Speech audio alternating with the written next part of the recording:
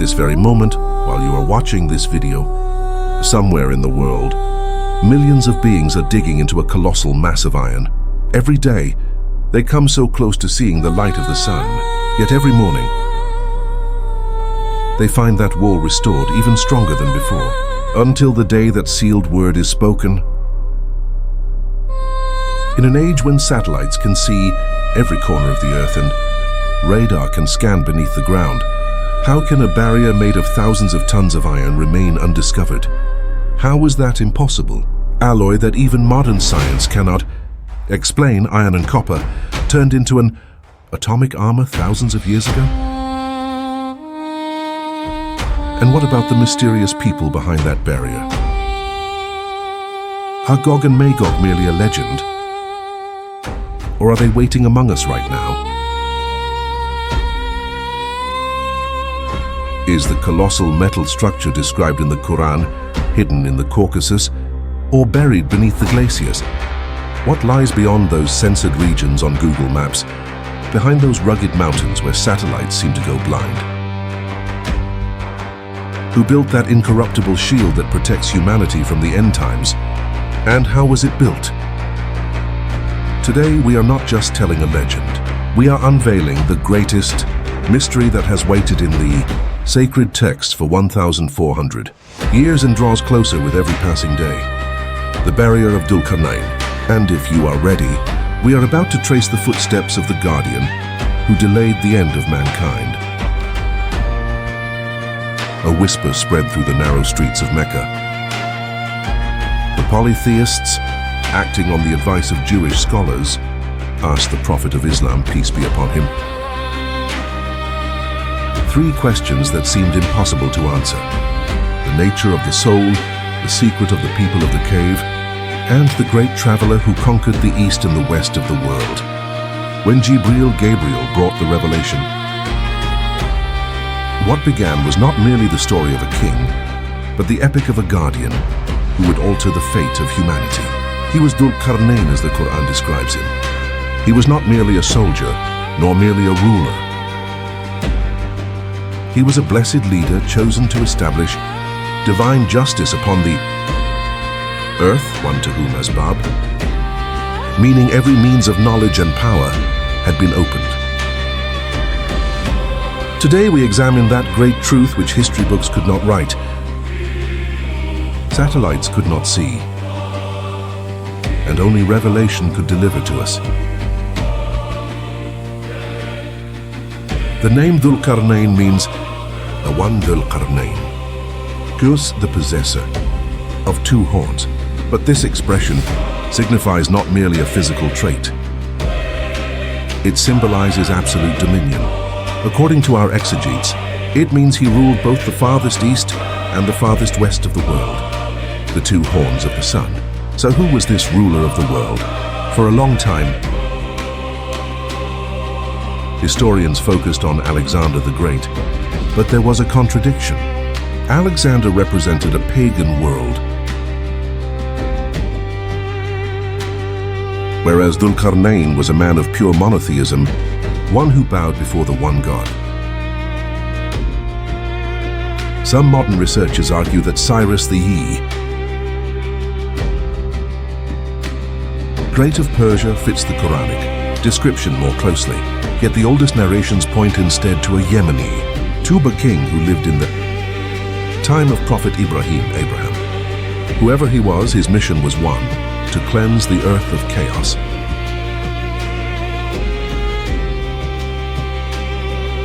The Quran tells us that he followed a path, a means, a road. Dhul-Qarnayn's first expedition was toward the west, to the farthest place where the sun sets. As the verse describes, he found the sun setting in Ain al-Hamiyah, a dark, murky hot spring or body of water. Today, this imagery brings to mind the volcanic shores of the Atlantic Ocean.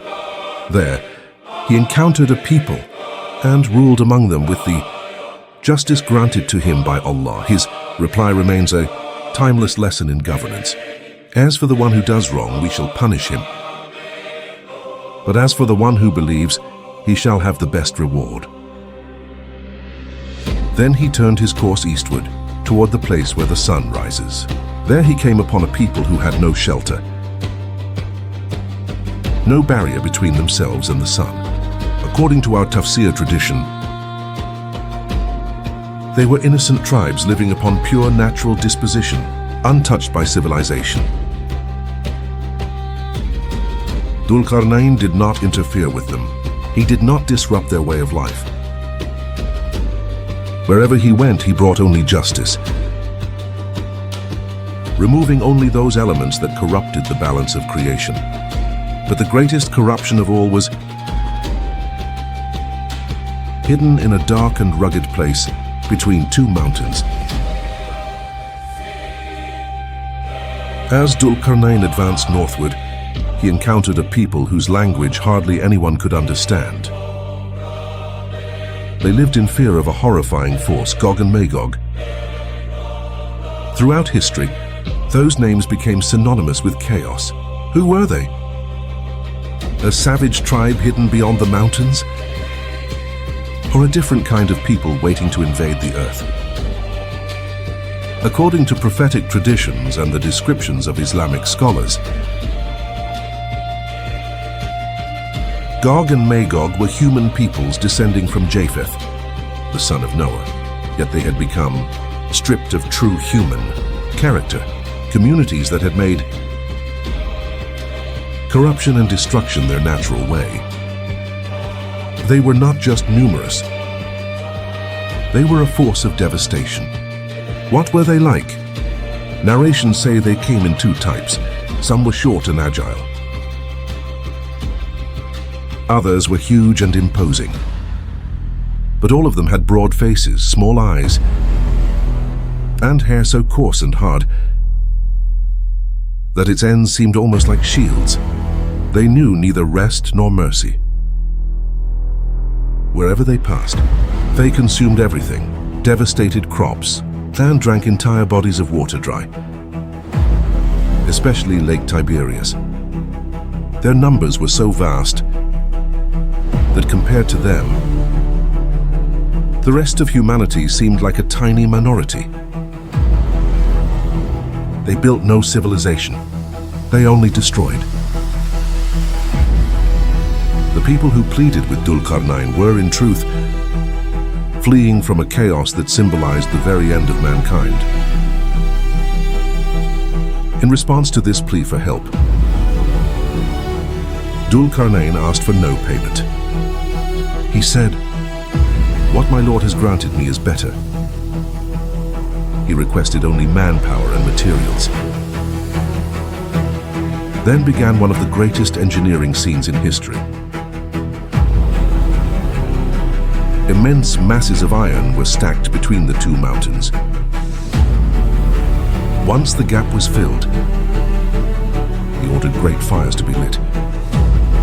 When the iron glowed red hot and the mountains seemed to melt in the blaze, he commanded, "Bring me molten copper that I may pour it over it."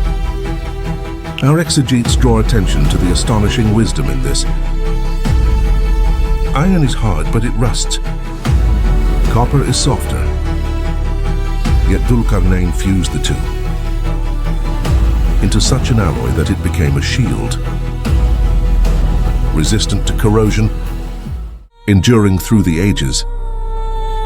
Impossible to scale, impossible to break, impossible to pierce. Some narrations describe the barrier as 100 farsakhs in height and 50 farsakhs in width. This was not merely a wall. It was, by the permission of Allah, a physical seal that would endure until the Day of Judgment. And now we come to the greatest question that has echoed for thousands of years. If this barrier is truly a massive structure of metal, and if it has not yet been destroyed, then where is it today? In an age when satellites scan every inch of the globe, how can it remain hidden? This search is not new. In fact, we are not the first to pursue this secret. Islamic sources narrate an extraordinary, historical event. The Abbasid Caliph al-Wathiq Billah reportedly saw in a dream that the barrier had opened. Terrified, he sent the great scholar Salam al-Tarjuman to find it. Salam and his 50-man team embarked on an immense journey lasting 2 full years. When he returned, he reported to the Caliph that he had seen that magnificent structure. Between the mountains, a barrier made of iron and copper, bearing a gigantic gate or lock. This was, in a sense, the first official expedition in history to search for the barrier. But where does the region Salam described correspond to today? When we turn to the maps, the most serious candidate that emerges is the Caucasus Mountains, especially the Darial Pass on the border of Georgia and Russia. Historically, this place was known as the Gate of the Caucasus, or the Iron Gate. Why here? Because the geography seems to match the Quranic description almost perfectly.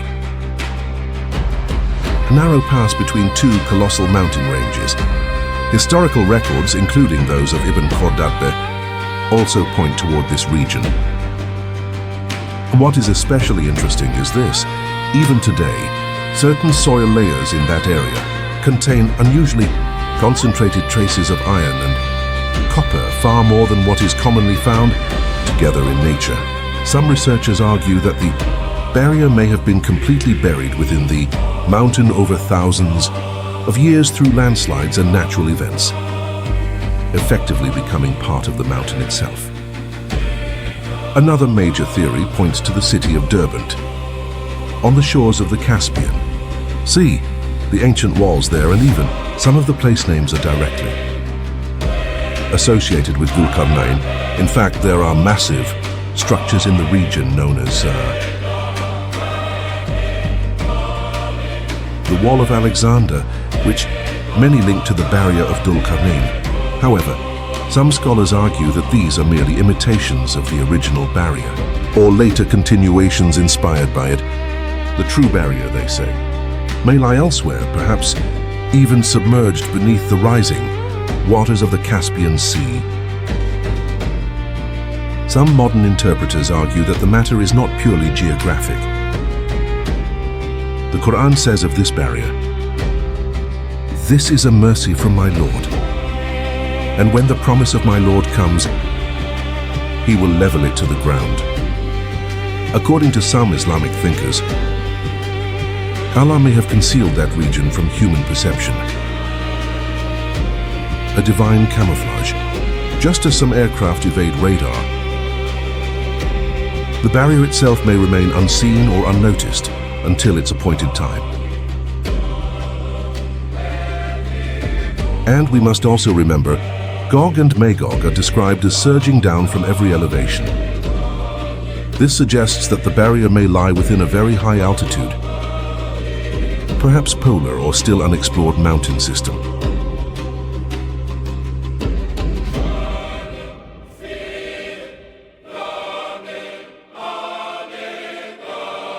Perhaps it waits sealed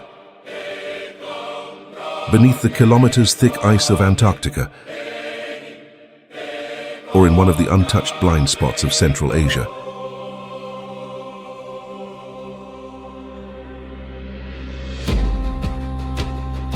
When Dhul-Qarnayn completed the barrier, he said, "This is a mercy from my Lord. But when the promise of my Lord comes, he will level it to the ground." He never claimed that great achievement for himself. He rose to the summit not of arrogance, but of gratitude. They dig at that barrier every day, but because they do not say, "If Allah wills, tomorrow we shall break through," every morning they find it restored. Until that day, the day when their leader will say, "If Allah wills, tomorrow we shall pierce it," and the seal of thousands of years will finally be broken. The story of Dhul-Qarnayn teaches us this. A Muslim is not merely one who worships, but one who establishes justice on earth, uses technology for al-khair, and stands beside the oppressed. In his hands, iron and copper were not turned into instruments of tyranny, but into a mercy that protected the weak.